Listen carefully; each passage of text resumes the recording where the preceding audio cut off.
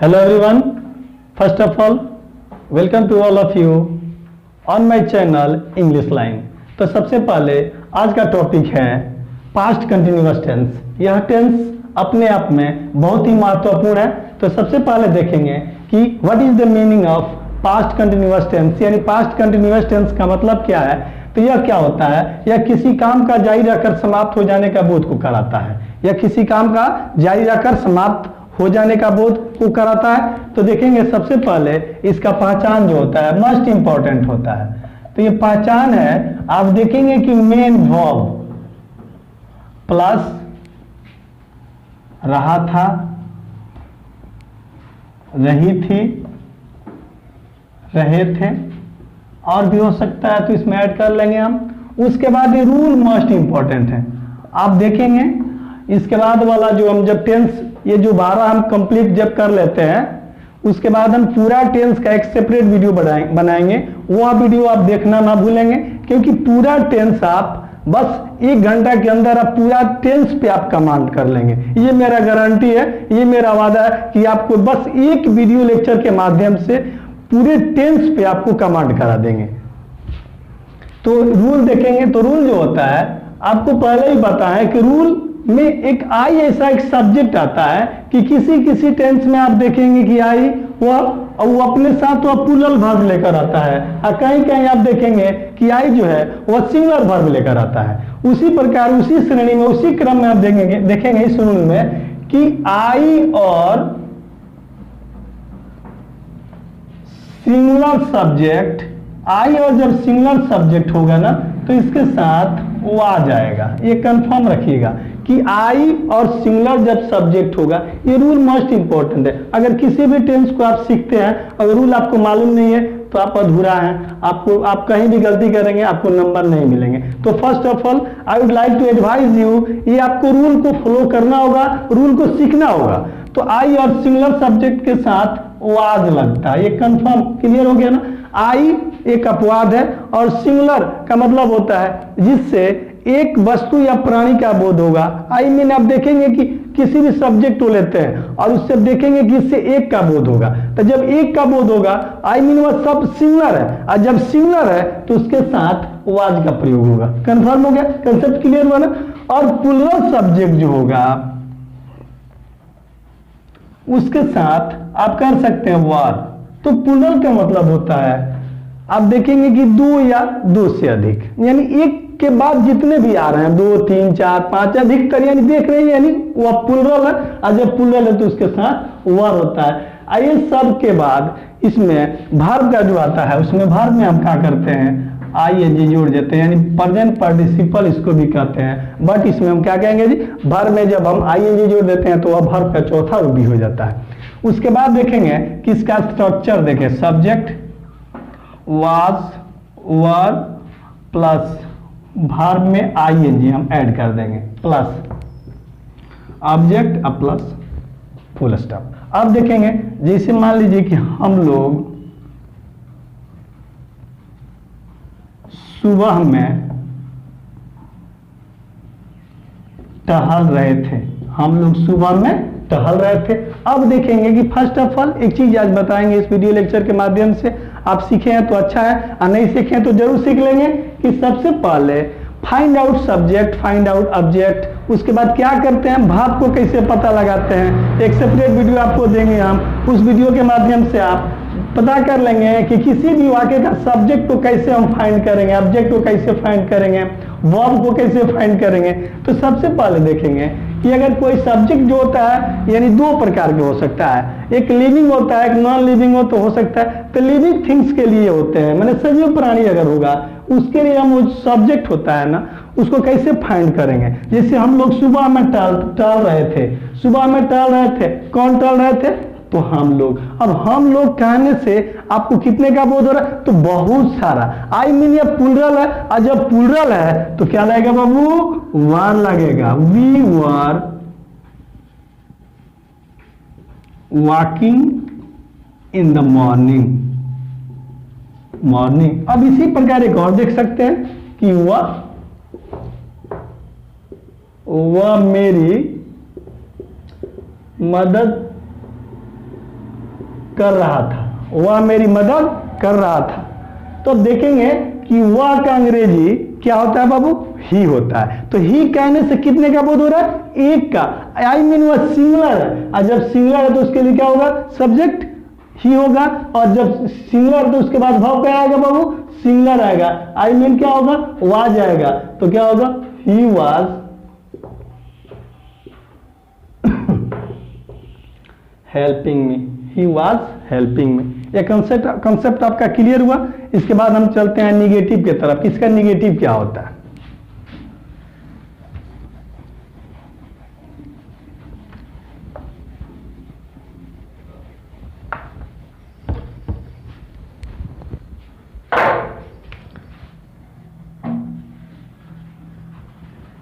Negative में आप देखेंगे कि सब्जेक्ट प्लस वाज वर अब प्लस नॉट लग जाएगा। अफर्मेटिव में नॉट नहीं लगता है, लेकिन निगेटिव चाहे भी जैसे ही होगा उसमें नॉट लग जाएगा। प्लस वर्ब में आईएनजी, ये कंफर्म रखिएगा। प्लस ऑब्जेक्ट अब प्लस फुल स्टॉप। अब हम देखेंगे वे लोग अंग्रेजी नहीं सीख रहे थे। वे लोग अंग्रेजी नहीं सीख रहे थे। कौन नहीं सीख रहे थे, वे लोग। वे लोग कहने से कितने का बोध हो रहा है बाबू, बहुत सारा लोग है, यानी प्लूरल है, तो क्या लगेगा, वर लगेगा। They were not learning English, they were not learning English. जैसे मैं झूठ नहीं बोल रहा था। भाई बढ़िया बात है, झूठ नहीं बोलना चाहिए। तो क्या होता है, मैं के अंग्रेजी क्या होगा, आई। अभी आपको रूल में बतलाए थे कि आई ही एक ऐसा सब्जेक्ट है कि कहीं कहीं उसके साथ सिंगुलर वर्ब आता है और कहीं कहीं उसके साथ प्लूरल वर्ब आता है। लेकिन इसमें देखेंगे ये जो पास्ट कंटिन्यूअस टेंस है, इसमें सिंगुलर वर्ब आता है। तो आई के साथ क्या होगा, वाज नॉट टेलिंग अ लाई, मैं झूठ नहीं बोल रहा था। अब हम देखेंगे इंट्रोगेटिव सेंटेंस। इंट्रोगेटिव में आपको ये मिलेंगे यस नो इंट्रोगेटिव, इसको कहते हैं हम। क्या कहते हैं बाबू, यस नो इंट्रोगेटिव कहते हैं। यस नो इंट्रोगेटिव कहते हैं, इसका मतलब उसका उत्तर यस और नो दे देने से मिल जाता है, इसीलिए इसको हम यस नो इंट्रोगेटिव कहते हैं। इसका जो स्ट्रक्चर होता है ना, was were plus subject plus verb में ING plus object plus question mark. The symbol is ये नेसेसरी है, ये सिंबल जो है नेसेसरी है, इसमें लगेगा ही लगेगा। तो आप देखेंगे कि क्या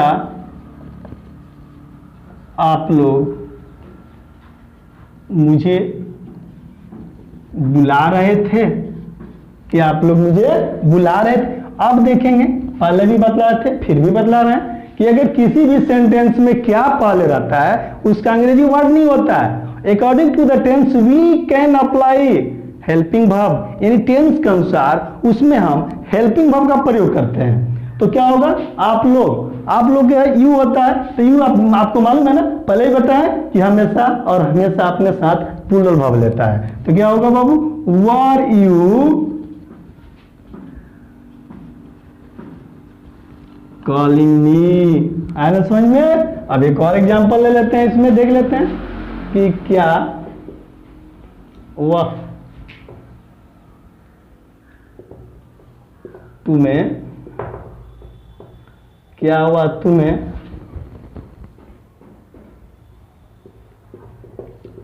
पढ़ा रहा था। अब देखेंगे कौन कि क्या है यहाँ पे, और उसके बाद सब्जेक्ट क्या हुआ तुम्हें पढ़ा रहा था, कौन पढ़ा रहा था, वह कहने से कितने का बोध हो रहा है, एक का। आई मीन वह सिंगुलर है, और जब सिंगुलर है तो उसके साथ कौन सा सब्जेक्ट होगा, वाज वाला, यानी क्या होगा, वाज वाला रहेगा। तो वाज ही, टीच मीन्स पढ़ाना, उसमें आई जोड़ देंगे, टीचिंग ऑब्जेक्ट इसका यू है तो यू कर देंगे। उसके बाद हम चलते हैं WH इंट्रोगेटिव पे। तो WH इंट्रोगेटिव पे चलते हैं तो देखेंगे कि जो WH इंट्रोगेटिव है